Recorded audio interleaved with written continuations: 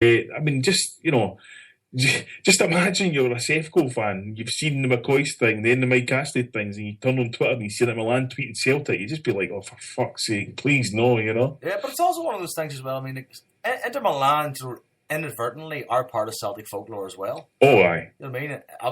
Obviously, as the losers. But I mean, I don't think it bothers them that much either. I mean, I think that they kind of appreciate that too. I mean, the fact that they were part of a massive part of football history, they are attached to it.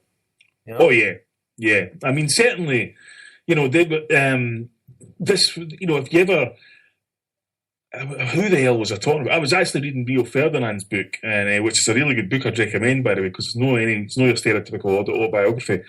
And he was talking about how, he talked about all the big grounds he'd played at and stuff, and he said, still bar none, Celtic Park, the biggest noise ever. And he talked about how Celtic have just one of the iconic strips, like Barcelona, that kind of laddies all want and stuff like that. And a lot of it comes for that European Cup final, because even in the kind of sunny Lisbon and stuff, it's shone out a lot more. You know what I mean? The green and white hoops against the blue and black. And I just remember, I mean, we always talk about that game, 2-1 in Lisbon, but in reality, it should have been about 10-1 to Celtic, you know what I mean? And for Jokestein to go there and say, we want to make everybody in Europe glad that we won this trophy, to actually say that as a Scottish team, because let's face it, it was a Glasgow and District and Select that went over there, you know what I mean? And to say that, and to actually make it happen.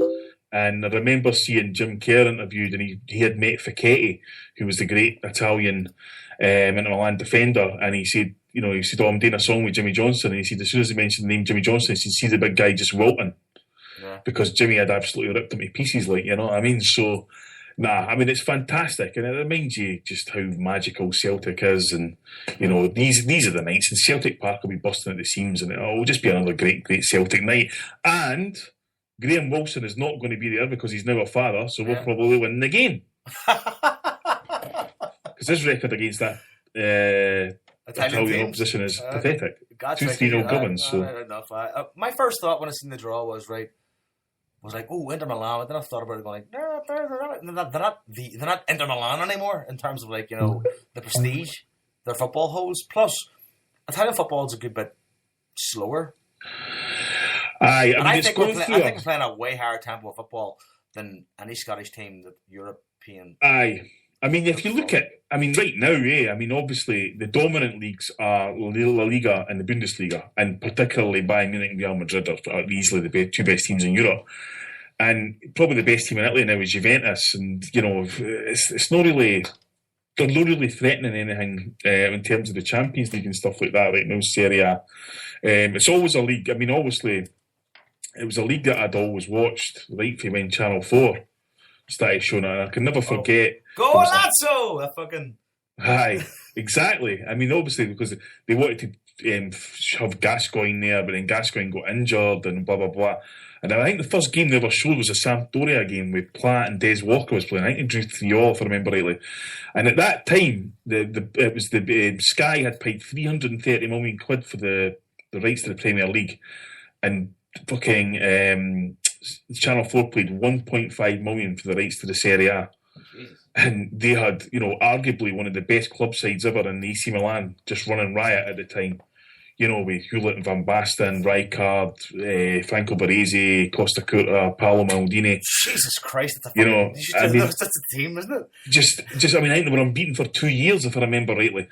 You had the end of Diego Maradona at Napoli. You had, the influx of players going from England, and obviously Gascoigne went there, David Platt, Des Walker, people like that. Ian Rush had been there, and it was fantastic. And then, of course, you fast forward 10, 15 years, and the cheating that was exposed, and I mean, that was incredible. I mean, I read a book about it, and Joe, and I mean, it was like an episode of The Sopranos. Berlusconi involved in that, yeah. He was, but he never really. I mean, AC Milan did get a thing with it, but Juventus was the ones doing the most cheating. The one guy whose name escapes me now. I mean, what they were doing, Joe, for example, is let's just say next week Juventus were playing AC Milan, or say Inter Milan. So Inter Milan would be playing, Chievo the night. They would be making sure referees booked and sent off the key players for Inter Milan, so they didn't even play against Juventus. Jesus. I mean, that's how high level they were. It was that long in the vein, that kind of strategy, like, yeah. Aye, I mean it was just it was all done to. There was a big debate in Italy about 15 years ago about like if I want you to do me a favour, this actually got to the courts. If I gave you like say I don't know £10 of fish, then that wouldn't be influencing you. That was just a gesture, do you know? And they actually likened it to the Protestant ethic. That's what they were kind of saying. That's what the lawyers were arguing and stuff like that. But of course, what in reality it meant was that I'm giving you a gift, so you do what I want. You know what I mean? And I think there's an organisation that started in Sicily that kind of does these kind of things. You know what I mean? So here's a gift, but you must reciprocate in the manner in which I tell you. Well, I mean, it's pure fucking Don Corleone, is it? One day I'll need a favour for you. That day might never come. But it's the epitome of gangsterism, like. Of course it is. You know what I mean? So, but no, I mean, listen, it's some fantastic draw for Celtic. I mean, Christ, the club will make a few quid. The fans get a huge glamour game. You watch the Stampede for tickets. I think the club have priced them very fairly. £28 for season ticket holders and £35 for non-season ticket holders. And I've had guys all day say, "Oh, that's me booked, that's me booked, that's me booked." And you know what? I didn't. I see this ongoing debate about these glory hunters and all that kind of thing. The reality now, Joe, is just so people are picking choosing matches. They just cannot afford this. We just talked about with the Keno and stuff. And so they're obviously going to pick the bigger games, you know what I mean? And that's just the way it works. It happens with every club in the world. So, just because guys stay in Dublin or Torquay or New York doesn't make them any less a Celtic supporter. No. Do you know what I mean? I mean, it's as simple as that, I've always hated that kind of uber Celt mentality. I met a guy one time in Barcelona, Gavin Carlo. He's a complete dickhead. And it was my first ever European away game. It was the time John Hartson scored. So I think it was the first point we got away in the Champions League. And this guy in Carlo was like, "What's your first European away game?" "I go to all the games." You know what I mean? Because I'm real. And I was like, "Get the fuck away from me." But then like a bunch of St. Pauli fans came in, and me and my mate Colin got on well with them. I ended up like switching some tricolour I bought at Dublin Airport for a St. Pauli flag. I kept up your man all night going, "Go on, you fucking dickhead." Just rubbing his nose in it because he's like, "Where'd you get that?" I was like, "The lads give it to me." I mean, I hate that mentality going, "Oh, you're not as good a Celtic fan as me." No, it doesn't work like that. I mean, see if you go to all the games, God bless you, because you're the guy I see on TV when I'm sitting in my house because I haven't got the money to go to the game, right? And you make the atmosphere that I talk about on the show. Yeah. Right? So I mean, that's the thing. It's like, take guys like Connor and that in Dublin. I mean, he was over at the Astra game recently. Dundee, he just goes to games he can afford to go. Now, for anybody to suggest that somebody like him isn't going through the same emotions and feels and all that every time Celtic play a football match because he isn't there, it's laughable. Yeah. Or the guys that get up at 3, 4, 5 in the morning or stay up during the night in Australia who aren't feeling it as much as we all do because we're at the game. Is it absolutely laughable? Because I've been in both positions. Yeah.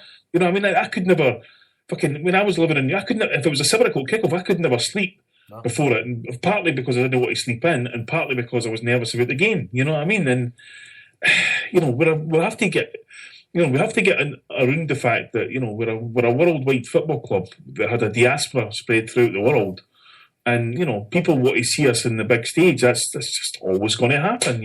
Yeah, absolutely. So Celtic Park will be bummed for the Inter Milan game. I imagine. I said to my wife today, and she was like, "Oh, why don't you go?" I was like, "Oh, we'll see how it goes." But I'd love to go. Plus, I have a cousin that lives in Milan and works for Valentino. So I could be like, ditching all you poisonous subjects and going off to live the high life in Milan if I go over to Milan. You know what I mean? Far be it from me to avoid the high life whenever it's there for me. You know what I mean? I'll bunk into first class anytime I see fit. Right. So what else are we going to talk about? Anything else you want to bring up, Paul? Well, I suppose we should, to wrap up, we should probably start talking about the ongoing circus at Ibrox. Oh man, it doesn't stop, and I love it. I love them for it. And actually, I'd support Rangers at this point just for the trauma.